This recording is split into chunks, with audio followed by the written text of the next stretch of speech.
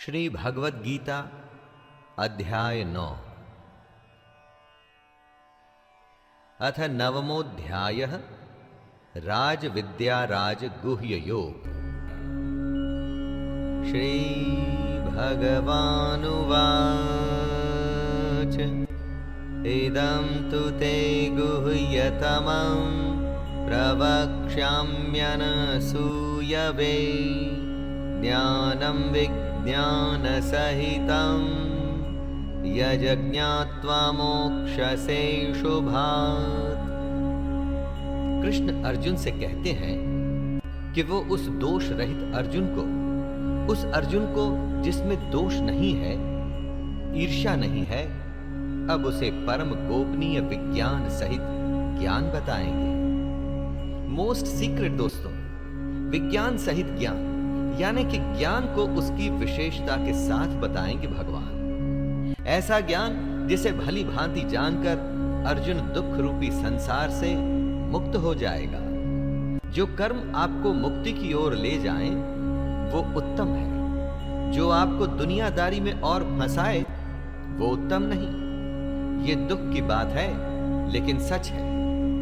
हमारे ज्यादातर काम हमें इस दुनिया के पचड़ों में और फंसाते हैं। ज्यादा पैसा, ज्यादा दोस्ती, ज्यादा रिश्तेदारी, ज्यादा द्वेष, इसी सब में तो हमेशा पड़े रहते हैं हम। राजविद्या राजगुह्यं पवित्रमिदमुत्तमं प्रत्यक्षावगमं धर्म्यं सुसुखं कर्तुमव्ययम्। कृष्ण अर्जुन को वो ज्ञान देने वाले हैं जो विज्ञान सहित है और जो उसको इस दुखी संसार से मुक्त कर देगा। ये विज्ञान सहित ज्ञान सब विद्याओं का राजा है। इससे बड़ी कोई नॉलेज, कोई विद्या नहीं है दोस्तों। ये सब गोपनीयों का राजा है। इससे बड़ा कोई सीक्रेट नहीं। ये अति पवित्र, अति उत्तम, प्रत्यक्ष फल वाला, धर्मयुक्त, साधन करने में बड़ा सुगम और अविनाशी है। जो भी कोई और विशेषण आप लोग जानते हैं, वो इस ज्ञान के साथ लगा सकते हैं, क्योंकि ये इतना उत्तम है। कृष्ण अपने भक्त के लिए कुछ भी कर सकते हैं। इसीलिए वो अर्जुन को सबसे बड़ी बात बताने के लिए तैयार है। अश्रद्धानः पुरुषा धर्मस्यास्य परन्तप अप्राप्य मां निवर्तन्ते मृत्यु संसारवर्त्मनि। जिसके प्रति आपकी श्रद्धा नहीं, क्या उसे आप प्राप्त कर सकते हैं? श्रद्धा सबसे पहली जरूरत होती है दोस्तों। किसी भी चीज को हासिल करना हो तो श्रद्धा की बहुत आवश्यकता है। और श्रद्धा कभी झूठी नहीं हो सकती। या वो होती है या नहीं होती। इसे आप जबरदस्ती पैदा नहीं कर सकते। यही बात कृष्ण अर्जुन से समझाते हुए कह रहे हैं, हे परंतप, धर्म में श्रद्धा रहित पुरुष मुझको न प्राप्त होकर मृत्यु रूपी संसार चक्र में भ्रमण करते रहते हैं। जिन पुरुषों में धर्म के प्रति, कर्म के प्रति श्रद्धा नहीं है, वो कृष्ण को कभी प्राप्त नहीं होते, बस चक्कर काटते रहते हैं। दोस्तों, हमें खुद अपने जीवन के बारे में भी सोचना चाहिए कि क्या हम भी चक्कर काट रहे हैं। मया तत्मिदं सर्वं जगदव्यक्तमूर्तिना मतस्थानि सर्वभूतानि न चाहं तेषु अवस्थितः। इस श्लोक में कृष्ण अपने और इस जगत के स्वरूप के बारे में बता रहे हैं। बड़ी ही कॉम्प्लिकेटेड बात है दोस्तों, आपको जरा ध्यान देना होगा।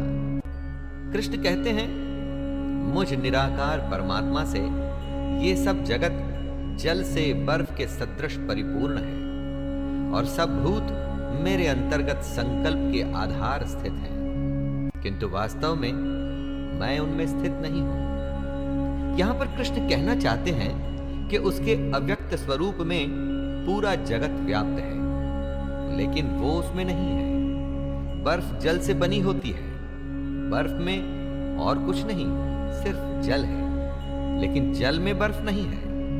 इस जगत का हर प्राणी कृष्ण में व्याप्त है, लेकिन कृष्ण उनमें नहीं है। न च मतस्थानि भूतानि पश्य मे योगमैश्वरम् भूतभृन्न च भूतस्थो ममात्मा भूतभावनः। सब भूत, जीव या निर्जीव कृष्ण में स्थित नहीं है, क्योंकि सारे भूत मरण धर्मा है, मतलब कि नाशवान है।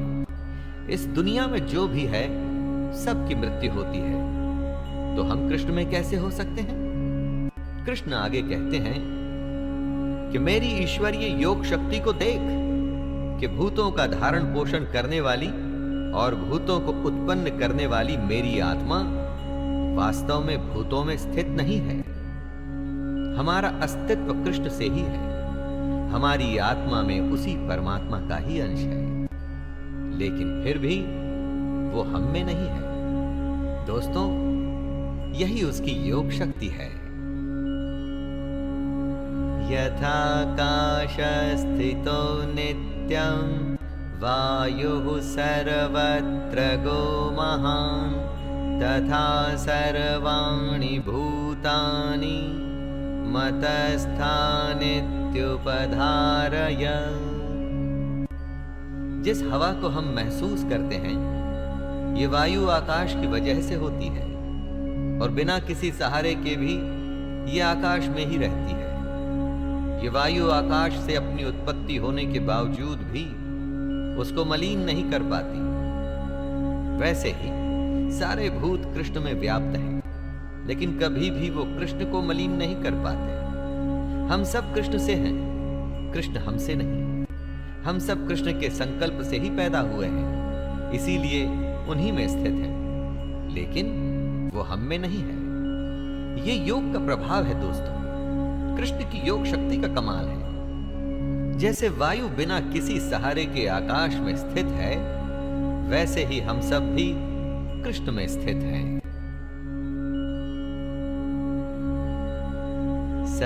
सर्वभूतानि कौन्तेय प्रकृतिं यान्ति मामिकां कल्पक्षये पुनस्तानि कल्पादौ विसृजाम्यहम्।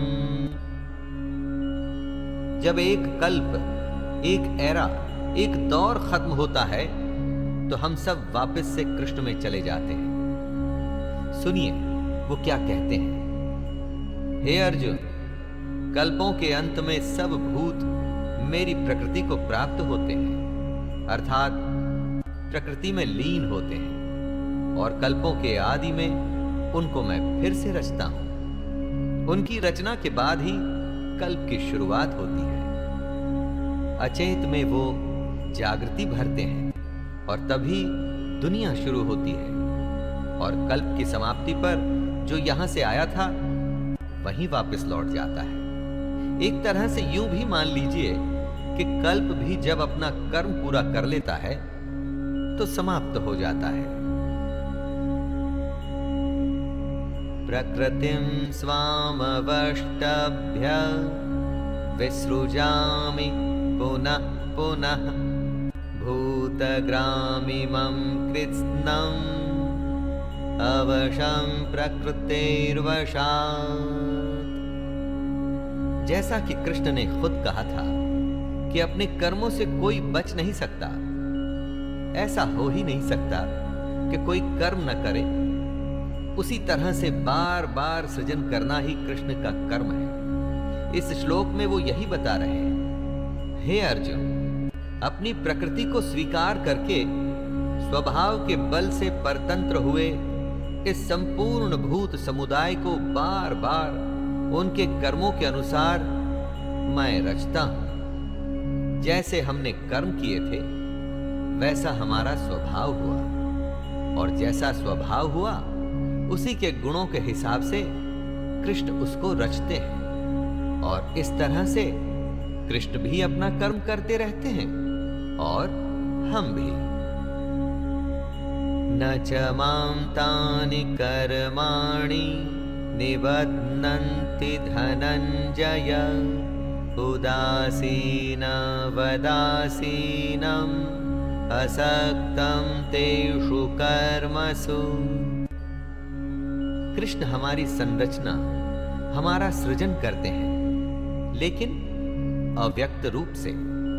ऐसा कहते हुए कहीं दिखता नहीं, लेकिन स्वाभाविक है कि ऐसा होता है, वरना ये दुनिया कहां से आती और कहां जाती है। रचना का उनका ये कर्म है, लेकिन कृष्ण कभी अपने कर्म से बंधते नहीं, अपने इस कर्म में उनकी आसक्ति नहीं होती। जैसा ज्ञान वो हमको दे रहे हैं, वही नियम उन पर भी लागू होता है। दोस्तों, ऐसा नहीं कि वो मनमानी करें। मनमानी तो कोई भी नहीं कर सकता। ये पूरा संसार परमात्मा के ही संकल्प से बना है। आपको लग सकता है कि आप अपनी मर्जी के मालिक हैं और आप जो चाहें वो कर सकते हैं, लेकिन ऐसा है नहीं। मयाध्यक्षेण प्रकृतिः सूयते सचराचरम् हेतुनानेन कौन्तेय जगद्द्वि परिवर्तते। कृष्ण इस श्लोक में दुनिया की रचना के विज्ञान के बारे में बता रहे हैं और ये भी बता रहे हैं कि उनकी अध्यक्षता में ये जो माया है, इस जगत को रचती है। दोस्तों, कृष्ण के संकल्प से ही ये दुनिया बनती है और उनकी चेयरमैनशिप में माया इस दुनिया को बनाती है, जिस दुनिया को हम जानते हैं। और यही वजह है कि यह सृष्टि चक्र चलता रहता है। हम सब आते हैं और जाते हैं। जीवन मरण का ये सर्कल चलता ही रहता है। इसीलिए हमें इस दुनिया की जानकारी से थोड़ा सा आगे जाकर सच्चाई जानने के लिए कृष्ण प्रेरित करते हैं। अवजानन्ति मां मूढ़ा मानुषीं तनुमाश्रितं परं भावमजानन्तो मम भूत महेश्वरम्। ज्ञान की तो फिर भी सीमा है, लेकिन अज्ञान की नहीं। ऐसे अनगिनत अज्ञानी हैं जो कृष्ण को नहीं मानते, उन्हें नहीं समझते। यहां कृष्ण से मतलब अर्जुन का सारथी या देवकी नंदन नहीं। यहां कृष्ण से मतलब वो परमात्मा जिसमें ये सारी दुनिया व्याप्त है। जो अज्ञानी उस परमात्मा को नहीं जानते, उनके बारे में कृष्ण कह रहे हैं, मेरे परम भाव को न जानने वाले मूढ़ लोग मनुष्य का शरीर धारण करने वाले मुझ संपूर्ण भूतों के महान ईश्वर को तुच्छ समझते हैं। अर्थात अपनी योग माया से संसार के उद्धार के लिए मनुष्य रूप में विचरते हुए मुझ परमेश्वर को साधारण मनुष्य मानते हैं। मोघाशा मोघ कर्माणो मोघ ज्ञाना विचेतसः राक्षसीमासुरीं चैव प्रकृतिं मोहिनीं श्रिताः। इस श्लोक में यह बताया गया है कि ऐसे कौन से लोग हैं जो कृष्ण को नहीं समझ पाते। जैसे आसुरी और मोहिनी प्रकृति के लोग। यहां पर आसुरी और मोहिनी प्रकृति कोई जाति नहीं है, बल्कि मन के स्वभाव है। ये आसुरी और मोहिनी प्रकृति के लोग व्यर्थ आशा, व्यर्थ कर्म और व्यर्थ ज्ञान में अपना पूरा जीवन बिता देते हैं, जबकि महात्मा जन अपना पूरा जीवन सच को जानने में लगा देते हैं। राक्षसी स्वभाव के लोग मद में, मदिरा में, मोह में ही पूरी जिंदगी को गंवा देते हैं। आपके इर्द गिर्द जितने भी लोग दिखते हैं, उसमें आप खुद को भी मिलाकर सबको महात्मा जन या राक्षसी स्वभाव के लोगों में बांट सकते हैं। महात्मनस्तु मां पार्थ दैवीं प्रकृतिमाश्रिताः भजन्त्यनन्यमनसो ज्ञात्वा भूतादिमव्यम्। आसुरी और मोहिनी प्रकृति के लोग अपना जीवन गंवा देते हैं। वो कृष्ण को नहीं समझते, लेकिन कई लोग दैवी प्रकृति के भी होते हैं। ऐसे महात्मा जन कृष्ण को ही सनातन कारण मानते हैं। वो कृष्ण को नाश रहित अक्षर स्वरूप जानकर अनन्य मन से युक्त होकर निरंतर भजते हैं। अनन्य मन यानी कि उनके मन में और किसी बात के लिए कोई जगह नहीं होती, कोई संशय नहीं होता। वो कृष्ण को सब कुछ मान अपने निष्काम कर्म में लगे रहते हैं और अपना जन्म संवारते हैं, अपने लक्ष्य को पूरा करते हैं और साथ ही साथ समाज का भी भला करते हैं। सततं कीर्तयन्तो मां यतन्तश्च दृढव्रताः नमस्यन्तश्च मां भक्त्या नित्ययुक्ता उपासते। जो दैवी प्रकृति के लोग होते हैं, उनकी एक खास बात के बारे में कृष्ण कहते हैं कि ये लोग दृढ़ निश्चय वाले होते हैं। अंदर से मजबूत आत्मसम्मान वाले लोग ही दृढ़ निश्चयी माने जाते हैं। अपने निश्चय से ये लोग कभी हटते नहीं। अपने आप पर और कृष्ण पर भरोसा करते हुए निरंतर भजन करते हैं। कृष्ण कहते हैं कि ऐसे लोग मेरे नाम और गुणों का कीर्तन करते हुए तथा मेरी प्राप्ति के लिए यत्न करते हुए मुझको बार बार प्रणाम करते हुए सदा मेरे ध्यान में युक्त होकर अनन्य प्रेम से मेरी उपासना करते हैं। ज्ञान यज्ञेन चाप्यन्ते यजन्तो मामुपासते एकत्वेन पृथक्त्वेन बहुधा विश्वतो मुखम्। जैसे भक्त वैसी उनकी भक्ति।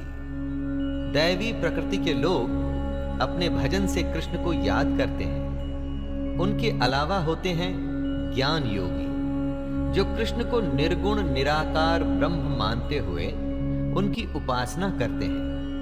और ज्ञान योगियों के अलावा कई और लोग भी होते हैं जो कृष्ण के विराट स्वरूप परमेश्वर की पृथक भाव से उपासना करते हैं। दोस्तों, आपका रास्ता, आपकी पद्धति, आपका तरीका अलग हो सकता है। आप अपने स्वभाव से कृष्ण को पाने की कोशिश कर सकते हैं। बात जरूरी यह है कि कृष्ण को जानने की कोशिश तो करें, उनकी कही बातों पे तो चलें। तरीका अपना अपना हो सकता है, लेकिन ज्ञान मार्गदर्शन सिर्फ कृष्ण का। अहम कृतुरहम यज्ञः स्वधाहमहम औषधम् मंत्रोऽहमहमेवाज्यं हमग्निरहं हुतम्। कृष्ण अपने बारे में बताते हुए कहते हैं कि कर्ता मैं हूं, यज्ञ में मैं हूं, स्वधा मैं हूं, औषधि मैं हूं, मंत्र मैं हूं, घृत मैं हूं, अग्नि मैं हूं और हवन रूपी क्रिया भी मैं ही हूं। कर्ता मैं हूं से कृष्ण कहना चाहते हैं कि करने वाले चाहे आप क्यों न हो, लेकिन उसके पीछे प्रेरक इष्ट कृष्ण ही है। स्वधा मैं ही हूं, अर्थात पितरों के लिए जो मंत्र बोले जाते हैं वो कृष्ण है। औषधि जो हमें ठीक करती है वो भी कृष्ण है। यज्ञ, उसमें चढ़ाया जाने वाला घी और अग्नि भी कृष्ण है। दोस्तों, बात के तत्व को समझने की कोशिश करें। जो भी हो रहा है वो कृष्ण है। सारी क्रियाएं कृष्ण का ही स्वरूप है। पिताहमस्य जगतो माता धाता पितामहः वेद्यं पवित्रमोङ्कार ऋक्सामयजुरेव च।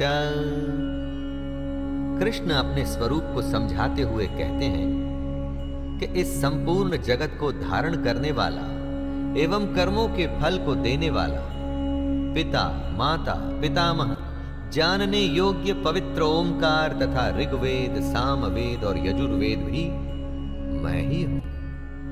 माता पिता यानी कि जहां से हम सबकी उत्पत्ति हुई है वो मूल उद्गम कृष्ण ही है। पवित्र ओंकार यानी कि ओम भी कृष्ण ही है, क्योंकि कृष्ण कहते हैं वो परमात्मा मेरे स्वरूप में है। ऋग्वेद मतलब ऋक यानी कि संपूर्ण प्रार्थना, सामवेद का साम अथवा समत्व भाव, यजुर्वेद यानी यज्ञ की विधि विशेष कृष्ण ही है। योग अनुष्ठान कृष्ण से ही होते हैं। गतिर्भर्ता प्रभुः साक्षी निवासः शरणं सुहृत् प्रभवः प्रलयः स्थानं निधानं बीजमव्ययम्। परम धाम जिसे सब प्राप्त करने की कोशिश करते हैं वो कृष्ण है। जो हम सबका भरण पोषण करता है वो हम सबका स्वामी है। जो हमारा शुभाशुभ करता है, हम सबका वास स्थान यानी जहां हम सब रहते हैं, जो शरण लेने योग्य है, सबका हित करने वाला, जिसमें से सबकी उत्पत्ति होती है और प्रलय के समय जिसमें सब मिल जाते हैं, हम सबका आधार, निधान और अविनाशी कारण कृष्ण ही है। जो हो रहा है, जो होता है और जिसकी वजह से होता है वो सब ही कृष्ण है, उसके सिवा कुछ भी नहीं। तपाम्यहमहं वर्षं निग्रहणम्युत सृजामि च अमृतं चैव मृत्युश्च सदसच्चाहमर्जुन। धरती सूर्य से तपती है, जल वाष्प बन के आकाश में जाता है और बादल बन के बरसता है। वर्षा ही इस दुनिया को जिंदा रखती है और यह सृष्टि क्रम चलता रहता है। अपने ही स्वरूप को समझाते हुए कृष्ण कहते हैं कि जो सूर्य रूप से तपता है, वर्षा का आकर्षण करता है और उसे बरसाता है, वो मैं स्वयं ही हूं। हे अर्जुन, मैं ही अमृत और मृत्यु हूं और सत असत भी मैं ही हूं। जिससे जीवन मिलता है वो अमृत होता है दोस्तों, और वो कृष्ण है। मृत्यु भी वही है। आदि अंत ये पूरा अनंत, हर क्रिया का कारण कृष्ण ही है। त्रैविद्यमां सोमपः पूतपाप अयज्ञैरुष्ट्वा स्वर्गन्ति प्रार्थयन्ते ते पुण्यमासाद्य सुरेन्द्रलोकं श्नन्ति दिव्यान् दिवि देव भोगान्। आराधना या विद्या के 3 अंग हैं, ऋक्, साम और यजुः। इन्हीं तीनों पर हमारे तीनों वेद आधारित हैं, ऋग्वेद, सामवेद और यजुर्वेद। जो पुरुष इन तीनों वेदों में विधान किए हुए सकाम कर्मों को करते हैं, सोम रस को पीते हैं, जो पाप रहित हैं, ऐसे पुरुष जो कृष्ण को यज्ञों के द्वारा पूजकर स्वर्ग की प्राप्ति चाहते हैं, वे पुरुष अपने पुण्यों के फल रूप स्वर्ग लोक को प्राप्त होकर स्वर्ग में दिव्य देवताओं के भोगों को भोगते हैं। जो असत की कामना करते हैं वो मृत्यु को प्राप्त होते हैं। और ये मृत्यु कृष्ण है। और जो सत की कामना करते हैं, वेदों के नियमों का पालन करते हुए सकाम करते हैं, उन्हें कृष्ण स्वर्ग के भोग देते हैं। ते तं भुक्त्वा स्वर्गलोकं विशालं क्षिणे पुण्यमर्त्यलोकं विशन्ति। एवं त्रैधर्ममनुप्रपन्ना गतागतं कामकामा लभन्ते। जो सच की कामना करते हुए कृष्ण को भजते हैं और जो स्वर्ग की प्राप्ति चाहते हैं, उन्हें कृष्ण स्वर्ग देते हैं। लेकिन कब तक? जब तक उनके पुण्य चलते हैं। विशाल स्वर्ग लोक को भोग कर जब पुण्य क्षीण हो जाते हैं, तब वो पुरुष फिर से मृत्यु लोक को प्राप्त होते हैं। इस तरह से स्वर्ग को प्राप्त हो चुके पुरुष भी बार बार आवागमन को प्राप्त होते हैं, अर्थात पुण्य के प्रभाव से स्वर्ग में जाते हैं और पुण्य क्षीण होने पर मृत्यु लोक में वापस आ जाते हैं। पुण्य किए थे तो स्वर्ग मिला दोस्तों, लेकिन टिकट तभी तक की थी जितने पुण्य कमाए थे। उसके बाद वापस। अनन्याश्चिन्तयन्तो मां ये जनाः पर्युपासते तेषां नित्याभियुक्तानां योगक्षेमं वहाम्यहम्। जो असत की कामना करते हैं उनको मृत्यु मिलती है। सत की कामना करने वाले जो स्वर्ग चाहते हैं, वो कुछ समय के लिए स्वर्ग में जाते हैं और पुण्यों के खत्म हो जाने पर वापस आते हैं। लेकिन जो अनन्य प्रेमी परमेश्वर का निरंतर चिंतन करते हुए निष्काम भाव से भजते हैं, उन पुरुषों का योगक्षेम कृष्ण स्वयं प्राप्त करते हैं। योगक्षेमं वहाम्यहम्, इसका अर्थ हुआ उनके योग की सुरक्षा की सारी जिम्मेदारी मैं लेता हूं, ऐसा कृष्ण कह रहे हैं। दोस्तों, निष्काम भाव से कृष्ण को भजने वालों की पूरी जिम्मेदारी कृष्ण अपने ऊपर ले लेते हैं। येऽप्यन्यदेवता भक्ता यजन्ते श्रद्धयान्विताः तेऽपि मामेव कौन्तेय यजन्त्यविधिपूर्वकम्। बहुत से लोग अपने अलग अलग कारणों से दूसरे देवों देवताओं को भजते हैं। उनके बारे में कृष्ण कहते हैं कि हे अर्जुन, यद्यपि श्रद्धा से युक्त जो सकाम भक्त दूसरे देवताओं को पूजते हैं, वे भी मुझको ही पूजते हैं, किंतु उनका वह पूजन अविधि पूर्वक अर्थात अज्ञान पूर्वक है।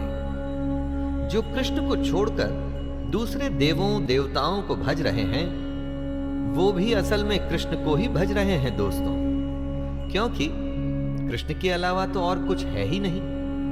फर्क सिर्फ इतना ही है कि ऐसे लोग पूजा की विधि को गलत तरीके से कर रहे हैं, और वे ऐसा अपने अज्ञान की वजह से कर रहे हैं। अहम ही सर्वयज्ञानां भोक्ता च प्रभुरेव च न तु मामभिजानन्ति तत्त्वेनातश्च्यवन्ति ते। जो दूसरे देव देवताओं को भजते हैं, असल में वो भी कृष्ण को ही पूज रहे हैं, और इसकी वजह है कि संपूर्ण यज्ञों का भोक्ता और स्वामी कृष्ण ही है। ऐसे लोगों की विधि सही नहीं और वो अज्ञान में है, क्योंकि ये लोग कृष्ण के परमेश्वर तत्व को नहीं जानते। ऐसा करने की वजह से ही ये लोग गिरते हैं। दोस्तों, यहां गिरने से मतलब है पुनर्जन्म को प्राप्त होना। जी हां, ऐसे लोग ही पुनर्जन्म को प्राप्त होते हैं। ऐसे लोगों की भक्ति तो चलती रहती है, लेकिन साथ में इनका मृत्युलोक में आना जाना भी लगा रहता है। इसी आने जाने के क्रम से बचने को ही तो मोक्ष कहते हैं, जो इन लोगों को कभी प्राप्त नहीं होता।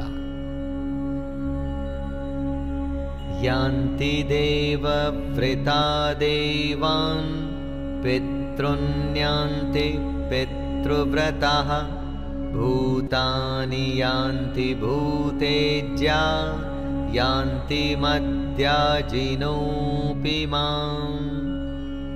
जो देवताओं को पूजते हैं वो देवताओं को प्राप्त होते हैं, जो पितरों की पूजा करते हैं वो पितरों को प्राप्त होते हैं, भूतों को पूजने वाले भूतों को प्राप्त होते हैं, और कृष्ण का पूजन करने वाले कृष्ण को ही प्राप्त होते हैं।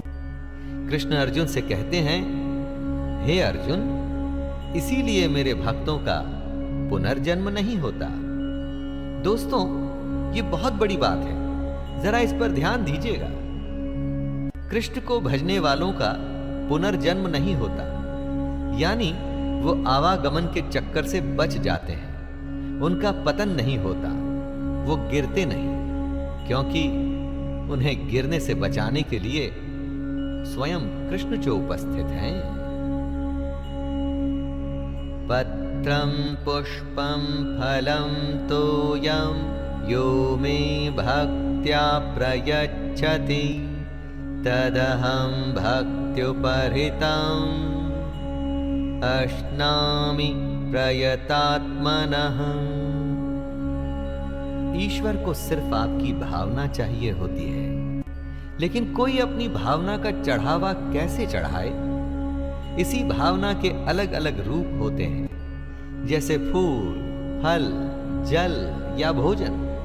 कृष्ण कहते हैं कि जो कोई भक्त मेरे लिए प्रेम से पत्र, पुष्प, फल, जल आदि अर्पण करता है, उस शुद्ध बुद्धि निष्काम प्रेमी भक्त का प्रेम पूर्वक अर्पण किया हुआ वह पत्र पुष्पादि मैं सगुण रूप से प्रकट होकर प्रीति सहित खाता हूं।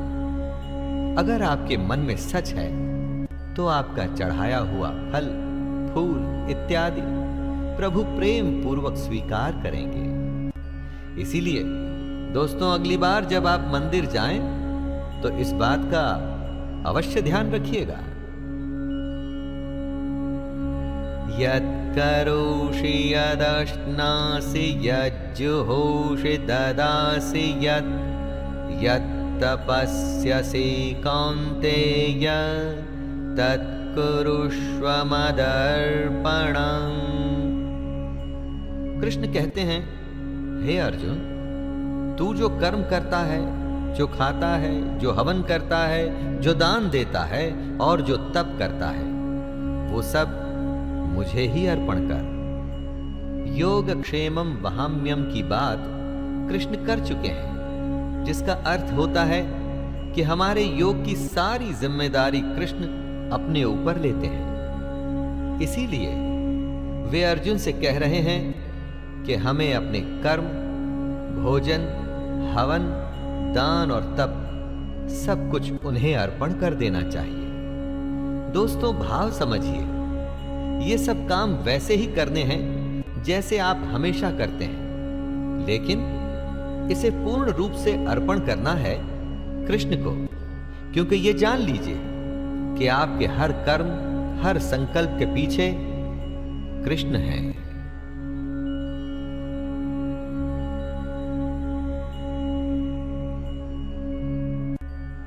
शुभाशुभ फलैरेवं मोक्ष्यसे कर्म बन्धनैः संन्यासयोगमुक्तात्मा विमुक्तो मामुपैष्यसि।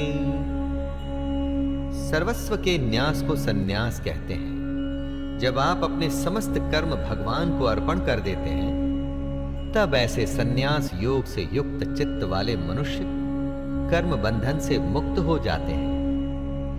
अपने सारे कर्म करते हुए भी अगर आपने कर्म भगवान को अर्पण कर दिए, उनके फलों में कोई रुचि न रखी, बस कर्तव्य से अपना कर्म किया, सच्चे मन से भगवान की भक्ति की, तब ऐसे लोग कर्म बंधन से मुक्त हो जाते हैं। इस बात की पुष्टि स्वयं कृष्ण कर रहे हैं। ऐसा करने वाले सीधे कृष्ण को ही प्राप्त होते हैं।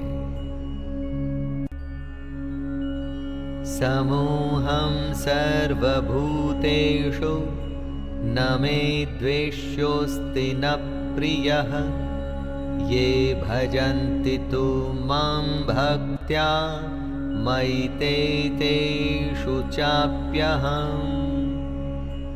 जो भी सब कुछ है उस सब में कृष्ण उपस्थित हैं। कृष्ण सब भूतों में समभाव से व्यापक है। ना उनका कोई अप्रिय है और ना ही कोई उनको प्रिय है। लेकिन जो भक्त उनको प्रेम से भजते हैं उनमें कृष्ण है और वो कृष्ण में है। कई साधनों में अग्नि मौजूद होती है, जैसे लकड़ी, कागज, ईंधन इत्यादि, लेकिन चिंगारी दिखाने पर ही प्रकट होती है। उसी तरह से हम सब में कृष्ण मौजूद हैं। वो किसी में भेदभाव नहीं करते, लेकिन उसी के अंतःकरण में वो प्रकट होते हैं जो उनका सच्चा भक्त हो, जो उनकी कही बातों पर चलता हो। अपि चेत् सुदुराचारो भजते मामनन्यभाक् साधुरेव स मन्तव्यः सम्मग्गव्यवसितो हि सः। दोस्तों, ये बताइए, जब कोई दुष्ट बुरा आदमी कृष्ण को भजे तब क्या होगा? क्योंकि कृष्ण तो ऐसा कहते हैं कि वो भेदभाव नहीं रखते, समभाव रखते हैं। जी हां, इसी के बारे में कृष्ण कहते हैं कि यदि कोई अतिशय दुराचारी भी अनन्य भाव से मेरा भक्त होकर मुझको भजता है तो वो साधु ही मानने योग्य है। दोस्तों, कोई डाकू विलन भी अगर कृष्ण को भज रहा है तो उसे भी साधु ही मानना पड़ेगा। और इसकी वजह है कि वो बुरा आदमी भजते हुए यथार्थ निश्चय वाला है, अर्थात उसने भली भांति निश्चय कर लिया है कि परमेश्वर के भजन के समान अन्य कुछ भी नहीं है। क्षिप्रं भवति धर्मात्मा स्वच्छान्तिं निगच्छति कौन्तेय प्रतिजानीहि न मे भक्तः प्रणश्यति। दुराचारी का क्या धर्मात्मा बनना समभाव है? एकदम सच्चे मन से भगवान के कहे चलने पर कुछ भी संभव है। निश्चय करके जो अपने मन को अपने कर्म और उसकी भक्ति में लगा देता है वो सीधे भगवान को ही प्राप्त होता है। दोस्तों, रामायण महाभारत में कितने ही दुराचारी थे जिन्होंने भगवान का स्मरण कर तपस्या कर उनसे वर हासिल किए थे। भगवान ने कभी उनसे भेदभाव नहीं किया। कृष्ण कहते हैं, हे अर्जुन, तू निश्चय पूर्वक सत्य जान कि मेरा भक्त नष्ट नहीं होता। तो दोस्तों, जब दुराचारी की गाड़ी चल जाती है तो क्या हमारा कल्याण नहीं होगा?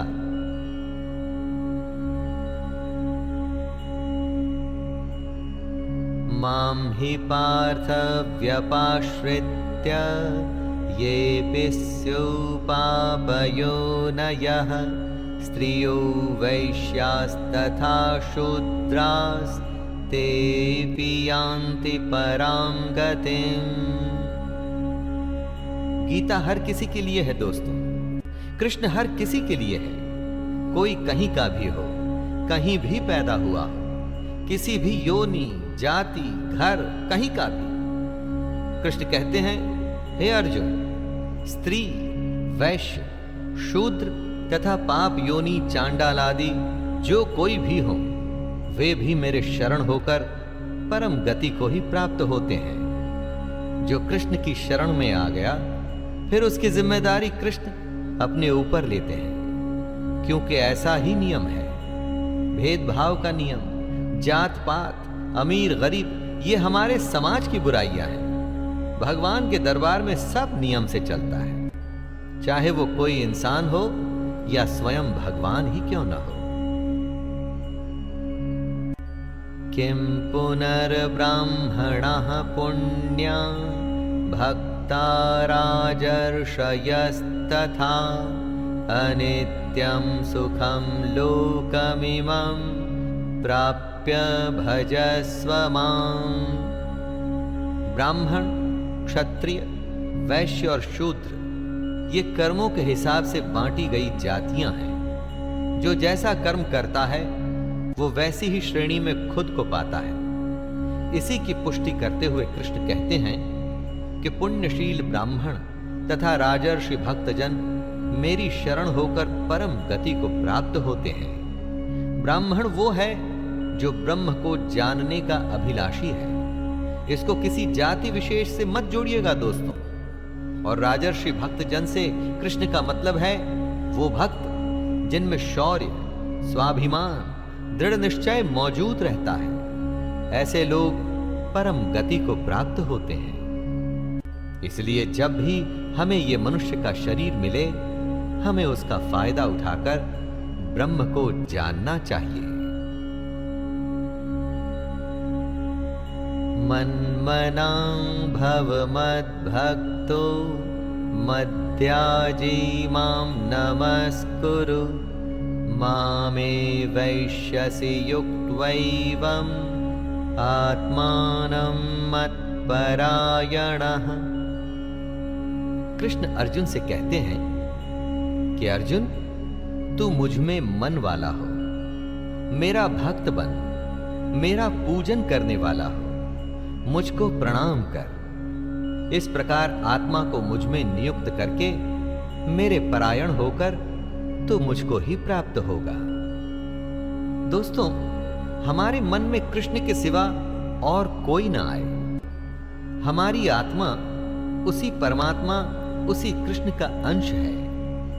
तेरा तुझको सौंप दे, क्या लागत है मोर। जो उसका है हमें वो उसी को सौंपना है, लेकिन उसके लिए ज्ञान हासिल करना होगा, योग करना होगा और वो भी निष्काम करना होगा। दोस्तों, ये था 9वां अध्याय। इसमें ब्रह्म विद्या और योग शास्त्र के बारे में कृष्ण ने हमारी आंखें खोली।